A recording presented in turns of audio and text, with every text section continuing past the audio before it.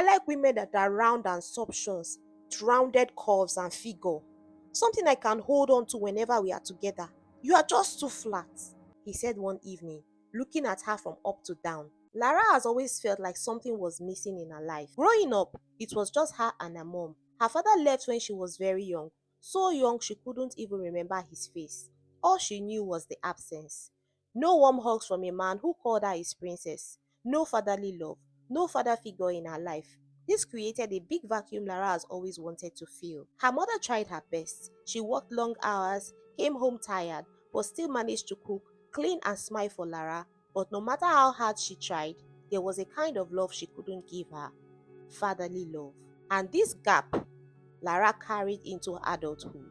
By the time Lara turned 38, the gap had turned into a deep craving. She wanted to be loved by a man, truly loved, seen, chosen, and admired. But love never seemed to stay.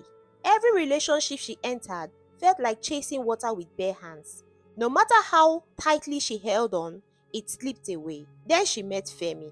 At first, he was charming, confident, and loving. Femi made her feel seen, at least in the beginning. Lara fell hard for him, faster than she expected. She gave him her time, her energy, her heart, her everything. But Femi didn't love her the way she loved him. Instead, he criticized her.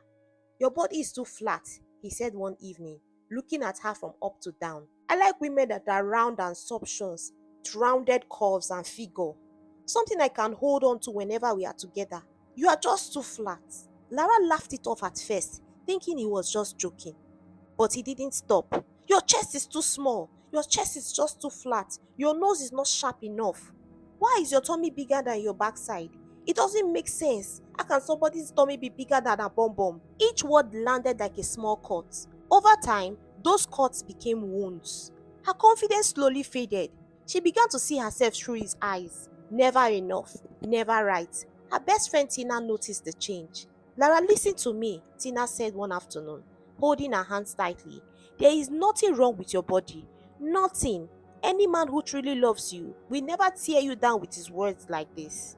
But Lara shook her head. You don't understand, she said softly. I just need to fix a few things about my body, then everything will be okay. Deep down, she believed if she became the perfect woman Femi wanted, he would finally love her. So she made a decision, a dangerous one. She went for plastic surgery. First it was liposuction, then tummy tuck, then a BBL. When she woke up after the procedure, she was sore and bandages all over. She smiled and through the pain she whispered to herself, this is it. Now he will love me. For a few months, it seemed like she was right.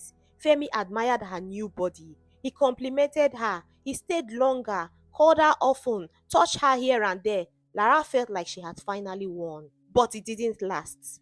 One day, as they sat together, Femi frowned. Your legs are too tiny, he said.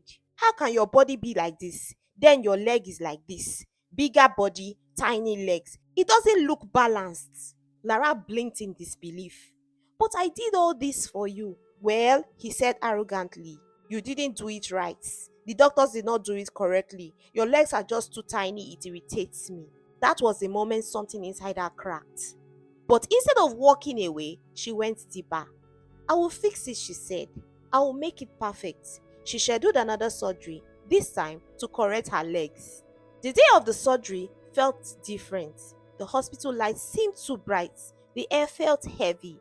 For a brief second, fear crept in, but she pushed it away. This is the last one, she told herself. But things went wrong, very wrong. Complications set in during the procedure. What was meant to be a fix turned into a nightmare. Lara didn't die, but she was in a terrible situation. When she woke up, she couldn't move properly.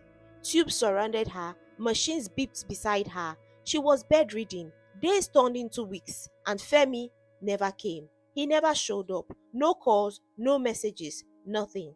The man she almost died trying to impress had disappeared like he was never there. Lara cried more during those days than she had ever had in her life. Not just from pain, but from the truth she could no longer ignore. Then quietly, someone stepped in. His name was Tony. He had always been there in the background, a kind man who checked on her occasionally, who offered help, who listened more than he spoke. Lara had never paid much attention to him, but now he was there every day. He brought her food, spoke gently to her, encouraged her when she felt hopeless, sat beside her in silence when she didn't want to talk. He didn't complain about her body. He didn't ask her to change. He simply cared, truly cared. The doctors eventually performed corrective procedures, removing what had been done. Slowly, Lara's body began to heal. It wasn't easy, but she survived. And as she healed physically, something else healed too: her mind, her heart. One evening, sitting by the hospital window, she looked at Tony and asked softly, "Why did you stay?" Tony smiled and said, "Because you matter." That simple answer broke something inside her and rebuilt it at the same time. For the first time, Lara understood love was not supposed to hurt like that. Months later, when she fully recovered, Lara stepped into a new chapter of her life. She started sharing her story online. At first, it was just a small post, then another and another. Soon, thousands of women began to listen. She spoke about self love, about knowing your worth, about the danger of changing yourself for someone else who doesn't value you. "Any man who shames your body does not love you," she said in one of her videos. "Real love does not tear you down, it builds you." Her message spread. Young girls, women, even mothers reached out, thanking her for speaking the truth they needed to hear. Lara finally found what she had been searching for all her life, not in Femi, but in herself, and in the quiet, steady love of someone who has seen her all along.